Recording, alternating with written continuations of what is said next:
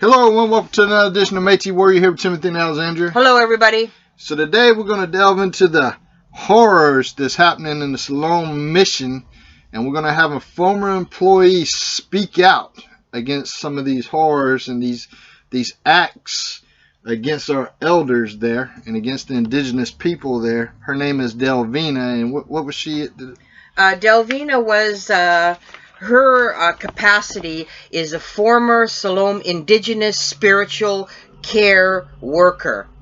And so before we get into that, I want to I know that we've been growing and growing and growing, and a lot of people have been supporting us. Speak out, share the shows, so that, and I know a lot of you are sharing the shows, but share the shows as much as you can so that people can hear about the concerns that we have in our Indigenous and Métis communities. This is very, we deal with a lot of sensitive topics. We fight for Métis rights and Métis justice, and we fight against injustice, and we fight against corruption. And so and today's show really is Siloam Mission, and it really would appear that colonialism is alive and well. And a little bit of background for people that may not know, Siloam Mission is a Christian humanitarian organization that exists to alleviate hardships and provide opportunities for transition for those experiencing homelessness in Winnipeg since 1987, and you'll see screenshots throughout the show indicating that. Right from their website, you'll see a screenshot in the show, their mission, vision, and values. And the thing that really bothered me when I was looking through their website, it says, we acknowledge that we live and work in Treaty 1 territory, original lands of the Anishinaabe, Cree, Ojibwe, Cree, Dakota, Dene, but this is the statement that bothered me the most. And it says right on their website, homeland of the Métis Nation. And that statement, we know that they are based out of Winnipeg, so they are validating that they are in the homeland of the Métis Nation, and I don't agree with that statement. I don't know why a Christian humanitarian organization is validating the MMF and the MNC fake homeland map. I mean, that's just my opinion, and I don't agree with them validating or saying that they acknowledge that. yeah, that's very disheartening that they would acknowledge a fake homeland map, and that shows a little bit of uneducation there on the Métis itself.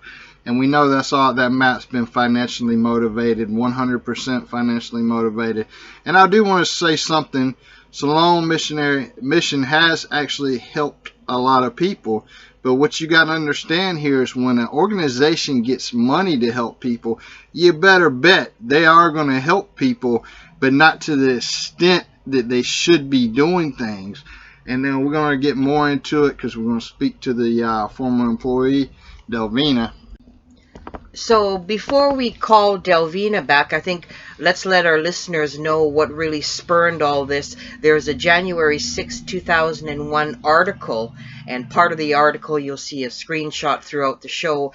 If more Indigenous cultural content, programming, and initiatives are a solution, why doesn't Siloam Mission, arguably Winnipeg's most well-funded, supportive, and expansive charitable organization that deals with homelessness, why do they have to be convinced of that? And that is the question of the day, where nearly a dozen current and former employees expressed in a letter to Siloam Mission Board of Directors way back in November 2020, and they were pointing a finger at CEO Jim Bell for creating, and I quote, a hostile and divisive working environment, and a reluctance and a refusal and often outright denial of culturally appropriate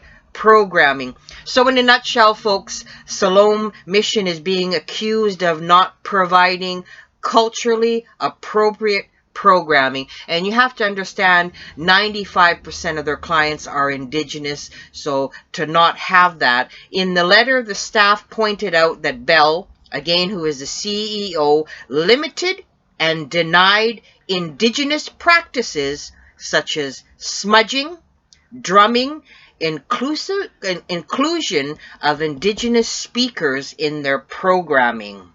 And let me tell you, I was president of a charity club, a Christian charity organization, for 4 years. And so let me just tell you right off the gate, one of the things that most Christian charities appreciate and recognize is the native spiritual and cultural beliefs in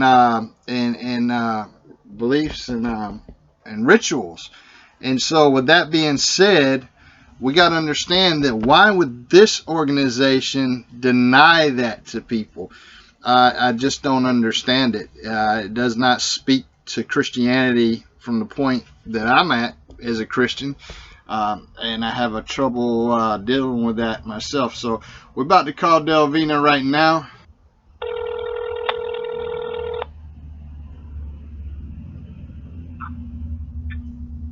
Hello? Hey Delvina, this is Timothy and Alexandra with Metis Warrior Media Group. How you doing? I'm good, thank you. Yeah, I'm good, thank you. Yeah, we appreciate you coming on to talk about some of the things that happen at this Siloam Mission. And our concern is that when people are in dealing with missions and things of that nature, that they are able to experience and have the benefit of their cultural items that they may need. Can you tell us some of the things, misconduct or whatever, that you witnessed there as a former employee? I guess one of the things that always concerns me is if there's limits and boundaries that are put in by another people group, another group that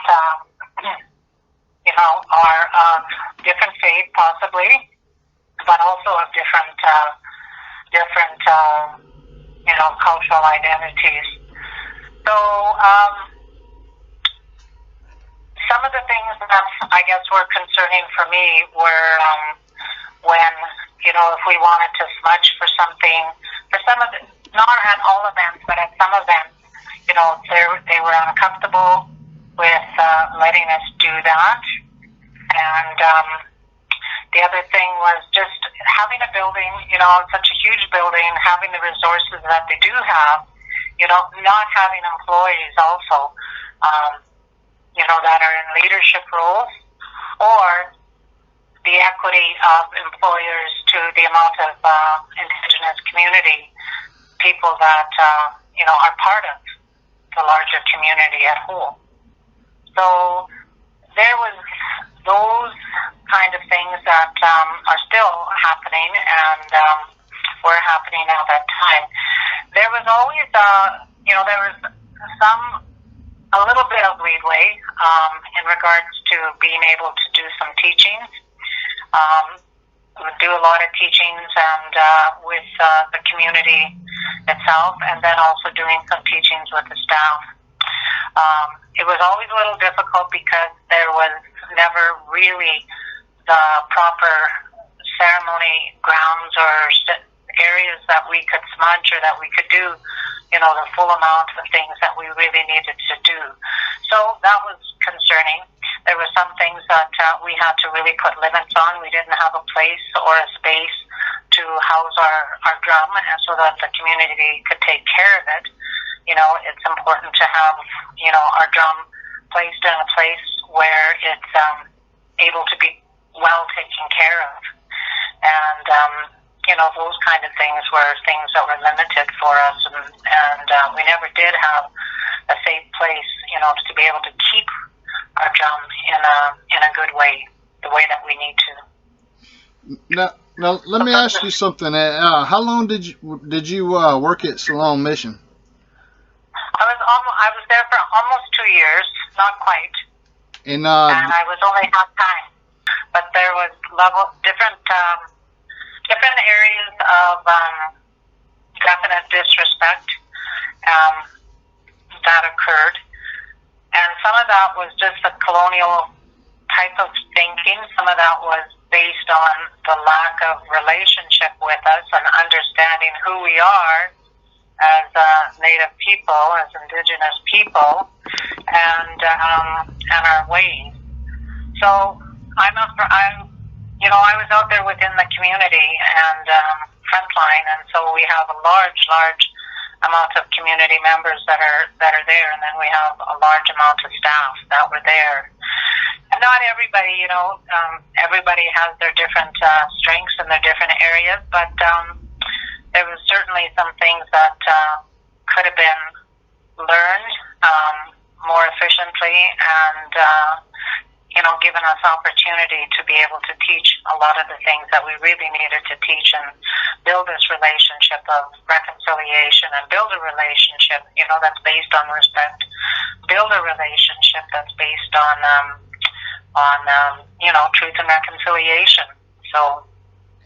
Right, and you know what, the thing that it's Alexandria, Delvina, the thing that bothers me, and I know that I read that there was nearly a dozen current and former employees that they sent a letter to the board of directors back in November 2020, and they were pointing a finger at the CEO Jim Bell for creating, and I quote part of it, is a very reluctance and refusal and often outright denial of culturally appropriate programming. And you know what?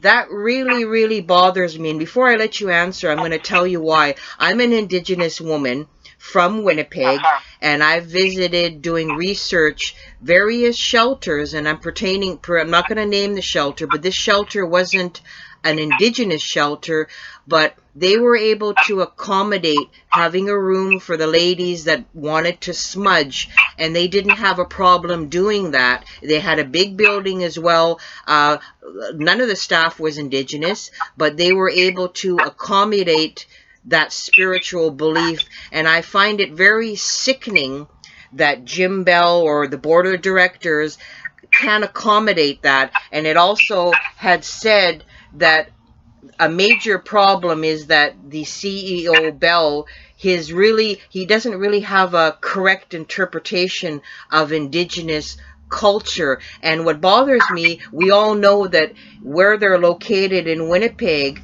I mean, there's a huge Indigenous population in Winnipeg, and if you're a mission, don't you think you'd want to educate yourself to properly serve the people that are going to be visiting your facilities? I mean, you're getting donations. Don't you think you could do that? Yeah, absolutely. So, is there, I guess, in reference to all of that, I feel that, when you, repeat your statement to me about the mission.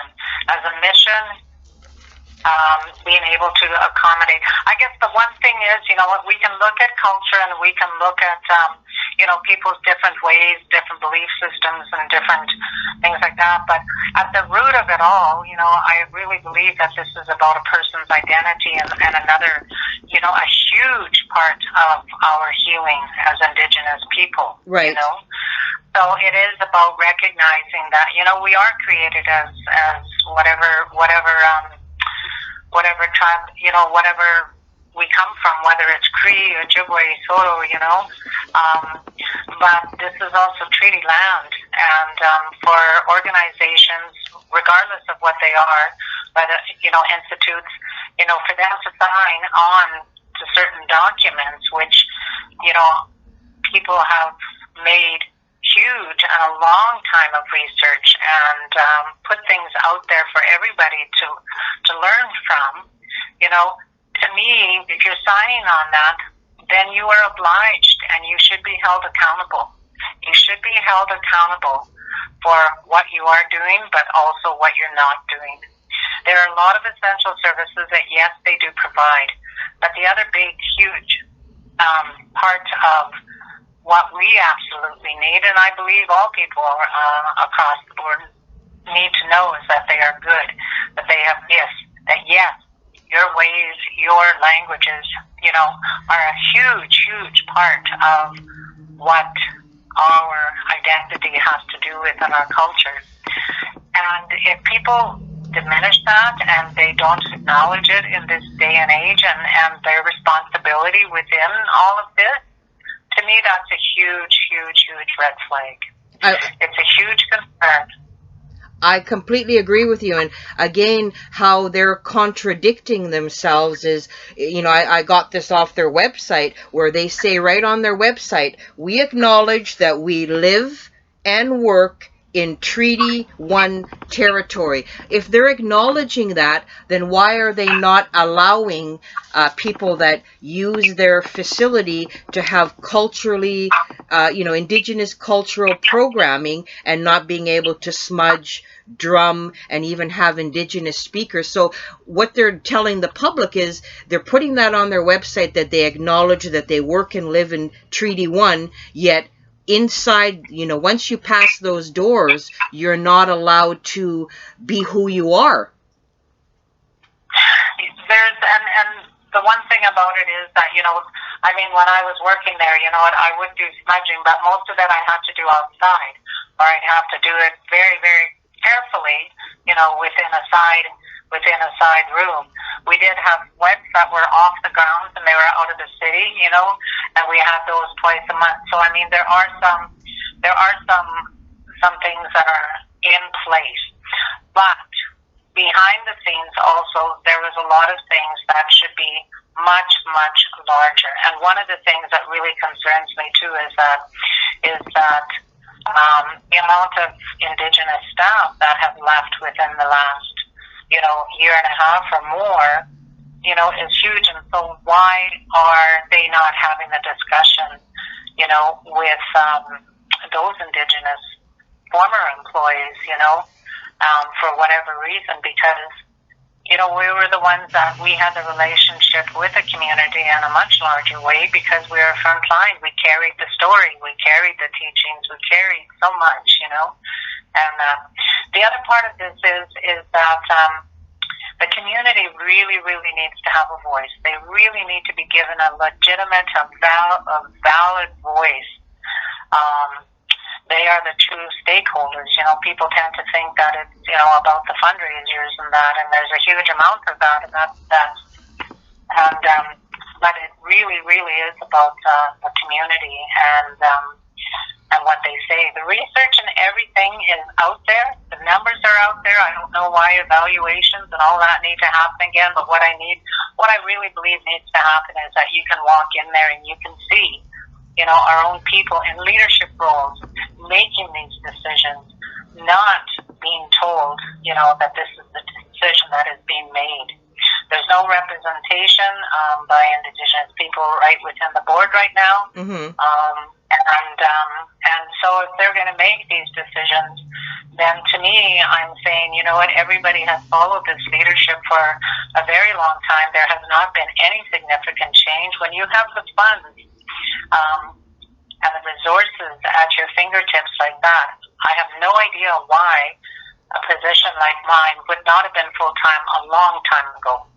And also, when you talk about fundraisers and money given to the mission, obviously in the area that they're operating in, a lot of that money's coming in to help the Indigenous people. And so, and for them not to be doing things properly, I think one of the arguments that they were having here recently was they were saying that they were allowing the cultural items and ceremonies and stuff like that. To my understanding, that's what they were saying. And it sounds like they are allowing it, but they're not allowing things to be done properly. You say a lot of Indigenous people have left their positions. Do you know who is filling those positions? I do not know. I honestly do not know at this time. So whether or not those positions, were filled, my position was not filled, and I left in early September. and it was not advertised nor filled, and now they say it is going to be filled. But I also know that it's important for a board. It's important for such a place, all places, that they know why people have been leaving, and when you end up having your exit meetings, people are given opportunity, and they should have exit meetings as to why they are leaving, and their concerns and stuff, I mean, things possibly could have changed for a lot of them if there had been more, walking alongside each other as in a good way, and really, really listening to what we have to say, as to what we say we need for a healthy, good workplace, what we need for our own valid voices, our community voices to really, really, be able to speak out, for it to be a safe place, across the board, everywhere. I'm not talking about the board, but across the board for all people, in that way. But recognizing too that, you are on treaty land, and, treaty is covenant. And so, when people are putting their statements out there, there is an acknowledgement, but it needs to go deeper. Let me ask you this question. There is opportunity. There is opportunity for that. During your time there, have you witnessed a misappropriation of funds they should have went towards other things, that maybe it was spent misappropriated? Oh, I cannot comment on that because I do not know. I don't have any knowledge within that. And I guess, public can ask questions. I think they have put it on their website as far as the amount, of fundraising. But the other part of it is, that it's a very, there's a lot of things that are happening. It's a large building. It's a very beautiful building now. But again, there's other programs and resources that are there, and other groups that, are being hired on. And yet, the Indigenous population, as far as staff, as far as leadership roles, is definitely not prevalent at all. Yeah, and I think the thing that bothers me too is that Jim Bell, I read somewhere that the CEO, Jim Bell, he failed to establish an Indigenous Advisory Council, which was promised in a report to Winnipeg Indigenous Accord in 2018. So he failed to establish that, and that's another red flag there. And when we were talking about the amount of money, because they're one of Winnipeg's most well-funded, supportive, charitable organization, and when I went through all the sponsors, and QX 104, Pearl Vision, Midtown Ford, Manitoba Lotteries, Chorus, Manitoba Pork, CTV, Global, Boeing, Bell Media, Rogers, all these big sponsors, it really, really bothered me, because I know a lot of these sponsors are well aware of Indigenous people and sort of, Treaty 1 and all that kind of stuff. That really bothers me. Or maybe these sponsors, like you said, they really don't know what's going on behind closed doors. And well, it seems to me like with all these sponsors and all this money coming in, it seems like there is a misappropriation of funds if you're not using the money to help the Indigenous people in ceremonies, cultural items, and things of that nature, and you can only smudge in a certain room. That's insane.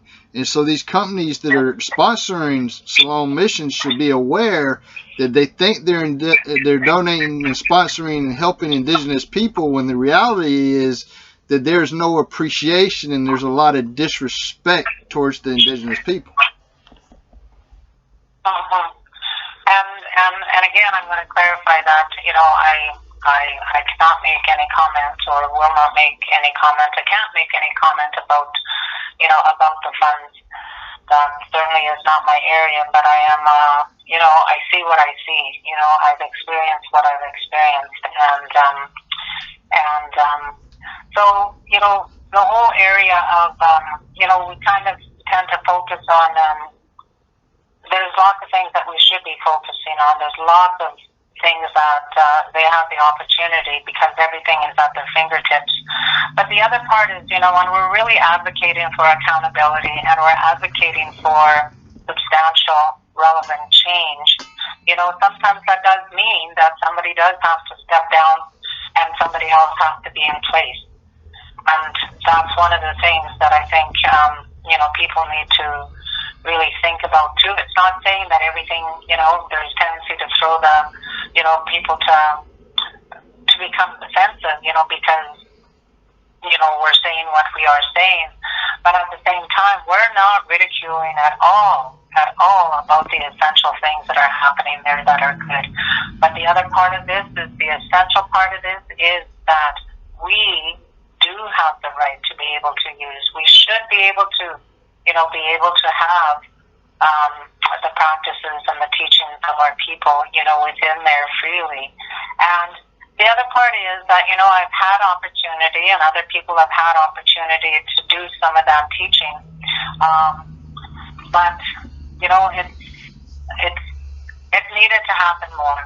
So, again, just being able to say for myself is, when I'm only 20 hours with the amount of community people that are there and the amount of staff that are there and the changes that need to happen, when I was employed there and other people before me were less, to me that's a red flag when it comes to all the signage, when it comes to all of the things. And, for the most, the larger community is aware of and does know, because the information, the knowledge, the elders, the teachings, the numbers, the facts, and resources, whether it's, theologians, whether it's other studies, through universities and that, all of those things are there. They were able to, I will correct you in one thing, and that is that, not being able to have speakers in. We were able to have speakers in, but, again, it was like 20 hours, and then there was, rather than having people coming in, sometimes they would connect and go to other things, but again, there wasn't a real effective communication, with myself. I found out, groups of people would go to other places, and I mean, that's fine if they, connect with other places that are doing the teaching. I think that's an awesome thing, but at the same time, it's kind of like, well, invite me along. Yeah. And let me know. Don't write a paper on this and that when I'm right there. Don't take over some of the protocols when I'm right there, because you're not building a relationship with me. You know? And so, I mean, I was very outnumbered in the sense of staffing, and it was like the Indigenous staff, were very, very connected to me in many ways, in deeper ways. And other staff were too, but there was other staff that were not, and they were used to doing things the way that they were used to. And so all of that takes commitment, and it takes, for people to really recognize and believe that that we're right here. You have your resources, and that people are speaking out, whether it's not, and really question about, what are your circle of relationships within this truth and reconciliation, because everybody does have a relationship. It might not be good. It might not be, anything real good or real whatever, but I mean, there is a relationship that is present. And so, it's up to people to really look at that. And let me and to be able to look at what we're saying, Let me just say this. We recognize the Siloam Mission has done a lot of good for people. We understand that. They've done a lot of great things for people. But there's definitely, as you're saying, there's areas of improvement, and they could better use some of that funding to help improve this with the whole cultural and ceremonial things within the Indigenous community. And so we're not trying to take anything away from what Siloam Mission's done. They've done a lot of great stuff, for people, but there's a major room for improvement, and we agree with you there. And you know what? More to that is that about a year ago, or less than maybe a year and a half ago, I've known Sierra Noble for a lot of years. She's done a lot of things with Cuthbert Grant Jr. She's performed. I know her mother, Sherry. And when she was working at the mission, she said, you know, when you come to Winnipeg, come to the mission. I want to show you around. She was excited and proud that she was working there. And then January 7th, after the newspaper article came out, she was actually, and I really commend Sierra because she went on social media and she said that she was one of the former employees and that she's proud to be a part of this important movement demanding change. And I'll quote, she said, everything Indigenous is brick-walled at Siloam. They check boxes when it comes to funding applications, but then never do the work. And she also says there's deep discrimination, fragility when it comes to servicing Indigenous people, and people are fired and removed when they challenge or ask questions. And then Sierra goes on to say colonialism is alive and well. And again, she's promoting that social media movement that started Not My Siloam, and they're calling for the organization to incorporate changes immediately to better support Indigenous people that are experiencing homelessness. So I really commend yourself and people like Sierra Noble that are bringing this concerns to the forefront. And I myself reached out to the mission on January 6th, and they told me that they're not doing interviews at this time, just to go to the media response that they put out there. So when an organization does not want to answer questions from the public, again, I get a red flag too. And I just want to say this we're not just the public. If you look at where we at right now, we're actually in the Indigenous community, one of the largest media outlets in the Indigenous community. And so, and we fight for Indigenous rights and and fight against injustices.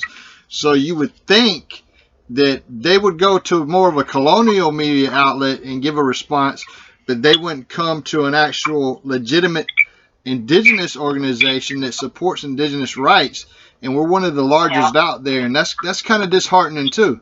But yeah, it is. And I think the other thing to remember, when we look at essential services and things like that, one of the things, and I mean, they do well, with in a lot of areas, but the other thing to remind people of is that the identity and how we all feel about ourselves and everything,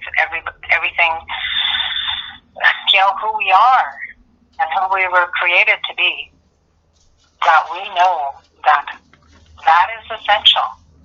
That part of who we are, and it's essential, It's part of, who we are. It is, and it's part of our healing. So, it's not just it's about longevity. It's about living well. It's about living long, and being proud of who we are. And so there's this other part of this that really is essential. And again, the other part is that, I mean, there's lots of groups and things and other places, I'm sure, there can be with lots of, resources. We have they have all the resources around them that they absolutely need in order to make a big change. But at the same time, when comments are made about, if this doesn't sit right with me as the head of the organization, and then the rest of the organization has to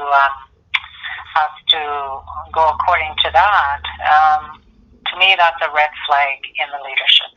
I agree, and then so, it really is. It is, and I mean we can talk all about making change and that, but I mean again, people have stepped away from positions. People people know that the cost of injustice, was huge. It's huge, for us, and there has to be a price for justice, and maybe it is. Maybe for Siloam it is the removal of Jim, or board members, and ensuring that Indigenous staff, Indigenous community, that have this lived experience and carry the story that of who we are, that we be part of all of that, not in a background sort of way. And we're humble people. We're used to that, and the humble should be in a good way, in a respectful way, not further oppressed, not further colonialized, and that we be given our rightful voice within the midst of all of this. I totally agree with you. And again, what I keep going back to, and again, this is right on their website, they say they're a humanitarian organization in Winnipeg since 1987. 1987, and we are now 2021. There should be no reason why this should be in the media, that they're trying to suppress Indigenous identity, culture, and practices. Not if you've been around since 1987. Then you know that there's something wrong with the workings of the organization if you have employees and former employees stepping forward. They've been around for quite a while. They should know, yes, they provide food, shelter, etc. But if you're trying to further oppress Indigenous people, and like I said, when I looked on the website, the picture of their board of directors, there's not one Indigenous person on there. So how can we have a voice if we don't have somebody in the upper management that is saying, you know what, we should do this, we should do that? And here's there was another lady, and I'll read this, and she said, I applied for work last year. She never got a response from the mission. I'm a treaty Indigenous woman who has a diploma in Indigenous pastoral care from the University of Winnipeg, and it seems to make sense now that these allegations. She said she didn't even get an email or a thank you for applying for the job. And she goes on to say, unfortunately, it is colonialism in this corporation-run establishment. And she even said, I will add them to my smudge for prayers. Yeah, yes, absolutely. And absolutely. And you know what? It says a lot too that just recently the Winnipeg mayor wants the Siloam Mission to own up to these allegations made against them and make amends. When you've got to have a mayor of Winnipeg go on the media to say that, I mean, that means a lot. Just referring people to a media statement and not wanting to talk to people, again, that's very cowardly. And again, it's just not people. We reached out, and if you look in the community, I mean, our numbers are really high compared to other Indigenous outlets. And so I was just shocked that they would just want to stick with the colonial media systems and not actually speak to an Indigenous media outlet. That was very disheartening for us. And you know what I also found upsetting to me, and our viewers will see this in numerous screenshots, and Siloam Mission on January 6th, they were all over Twitter, and they said this on Twitter, that these allegations misrepresent the work of the mission and do a disservice to the committed work of staff, volunteers, donors, and community members. And I really, you know what, I'm not understanding that statement, because from what I read from it is they're saying that these allegations from former and current employees are really like garbage. And if you look at the bottom where it says to prevent misinformation from spreading, we like to address and clear up the main allegations leveled at the organization. Well, that is a lie, because when Metis Warrior Media Group reached out to them, they basically brushed us off. They're not wanting to answer the questions. That's clear. And yeah, and they're invited on to answer the questions anytime they would like. Oh yeah. Well, and there's always these, there's responses and statements that, people, organizations, groups, whatever, will make, based on, I don't know what it's all based on, but it is to, of course, protect themselves. And the other thing too that I think about is that, people have to, there has to be a conviction, in the sense of, like, whether it's spiritual or personal or whatever it is, about really believing in who we are, and really believing and respecting who we are. The use of the word, allegations is says something.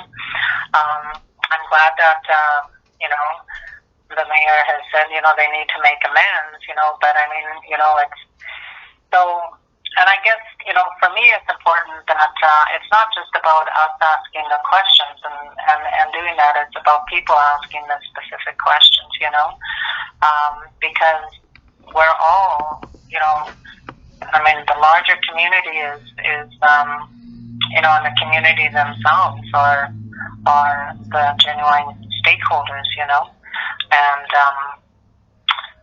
this is why we do this.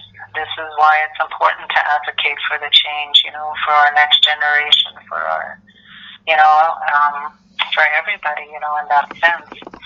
But it is being, more inclusive and being more accountable and being genuinely, serving the people with that mindset and that openness, I believe that, bigger things can happen in a good way. But I'm not convinced right now that that's going to happen until there's some significant change that happens, from the top. And yeah, so it's too bad. But I believe that, together people can advocate for that change.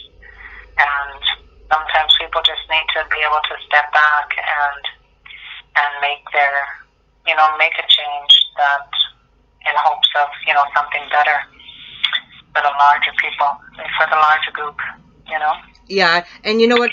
I find their website very, very confusing and again contradictive. And I read things very carefully. And if you go on their website under the mission statement, under the category they have it under love, and I'll read that.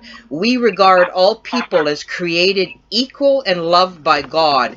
We are inclusive and treat all people with respect and dignity. We actively work towards reconciliation between Indigenous and non-Indigenous people. So that's right on their website under their mission statement. Yet, why are all these people stepping forward and saying the opposite? That's what really bothers me, when you put something as a statement on your website and then you've got people stepping forward saying the opposite, because they're specifically saying that they work actively towards reconciliation. So very contradictive, when anybody can say anything, but it's the actions that speak. It is the actions that speak, and I think that it's important that there's lots of reading material, the media things are all out there and everything too. But it's also important for people to, be able to recognize and say, so, ask those kind of questions. So how many Indigenous people roles, within the whole organization? Mm-hmm. Why is it that, why are they not? Or, when they exited, did somebody, really, really hear them out as to why they were leaving, and and others that got fired, what was that about? Because, I always kind of believe that, things can be, people can change. People can change, and people are supposed to be learning from each other, but we have so much to teach. We have so much to teach. Don't you think and we can teach about our own people. We are the experts on our own people. Don't you think it's odd that they're operating on treaty land and yet they don't have one Indigenous person on the board? Well, yeah, that's a question you guys, I think that's a question and an observation that, people can make and not necessarily just us. I mean, we've pointed that out, others have pointed that out and everything too.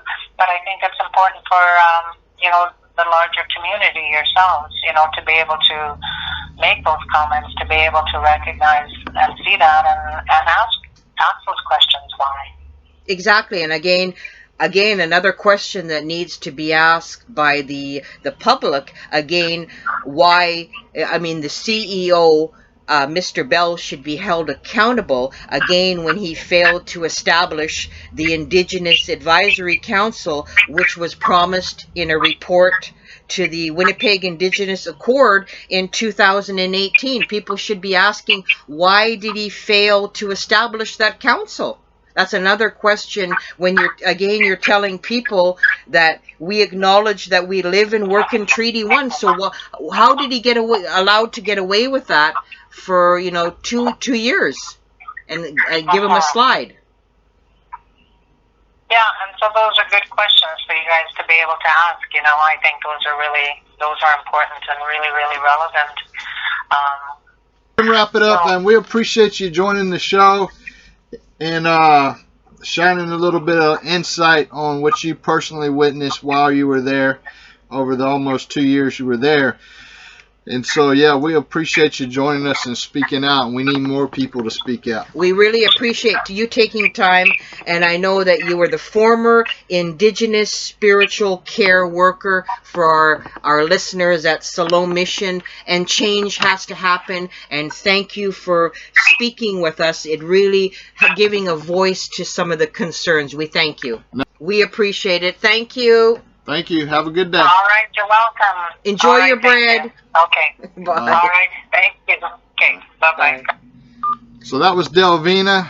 She spoke out, which is what we encouraging people to do, is speak out. And so, again, Siloam Mission has done a lot of good things for people. We're not saying they have not. We're saying that there's a huge room for improvement in the way they treat the Indigenous people. Well, like I said, we're not diminishing the good that Siloam Mission has done. There are grave concerns, red flags, again, on what they're putting on their website, that they say they actively work towards reconciliation between Indigenous and non-Indigenous people. They say right on their website, we acknowledge that we live and work in Treaty 1 lands, and then yet you've got a dozen former and current employees that have sent a letter to the Siloam Mission Board of Directors in November 2020 issuing their concerns. The letter pointing out that Jim Bell, the CEO, limited and denied Indigenous practices such as smudging, drumming, inclusion of Indigenous speakers. So if you've got employees speaking out and you're putting something different with Jim? on your website, like you're contradicting what you're trying to do. Are you lying to people? Like, I'm not understanding. Okay, folks, this is very, very important. It's a call to action. Both Jim Bell and the board have responded inadequately and are failing to see the error of their ways. We need your voices. This is by Not My Siloam, and they're asking you to demand the resignation of the CEO and board of chair by writing a letter to the board, and you can send it to notmysiloam@gmail.com. They have a form type letter, and they're saying personal letters go a long way, and they're saying that these two progressive evangelical Christian men are unfit to fix the problems they have created, and it's time for change, folks. Okay, folks, this was posted January 8th on the Siloam Mission Twitter account, and they're saying, one thing we all share, said the CEO, Jim Bell, is a commitment to, and they've acknowledged mistakes have been made. But good God, Winnipeg and everybody, they've been in business since 1987, and they're now realizing in 2021 it's time to change. What about failing to establish the Indigenous Advisory Council, which was promised in a report to Winnipeg Indigenous Accord in 2008? Time for change. Acknowledge you've made mistakes. It's taken you years and public outcry. What is the real truth, people? What's that? 34 years, and they just now recognizing it. All I can say, folks, is the responses by Siloam Mission are completely inappropriate, and they're not addressing the problem. Again, this is January 8th on Twitter, and they're saying on behalf of the board of directors, this is to acknowledge the concerns that have been expressed by the Indigenous-led not-for-profit organizations and others regarding the best way to provide spiritual care and cultural services. January 8th, 2021, yet we told you November 2020, former employees, a dozen current and former employees, expressed all this in a letter to Siloam Mission Board of Directors, and now it's taking you public outcry January 2021 to make public statements or a media statement? Good God, folks. Okay, folks, all over Siloam Mission's website they have, we acknowledge that we live and work in Treaty 1, yet it's taking complaint after complaint where employees have been telling us in a letter, staff pointed out that Bell's CEO limited and denied Indigenous practices such as smudging, drumming, etc. So you're acknowledging that you live and work in Treaty 1, yet you are not allowing you're not allowing and limiting Indigenous practice. That's being a total hypocrite. You are lying to the public. And in our description of this video, if you scroll down, you'll see a list, and we included in this video too, of all the sponsors. Please feel free to contact them and ask them why are they supporting Siloam Mission and giving them money when Siloam Mission is clearly has a disconnect with the Indigenous people. I'm sure these corporations would want to know what is really going on. And they're failing to hire Indigenous staff, and it seems like they are failing to have any Indigenous individuals on their board of directors, folks. Yeah, we haven't been able to identify one Indigenous board of director. That's it for me. I hope you liked the show. Take care, and again, we thank Delvina for joining us. Take care.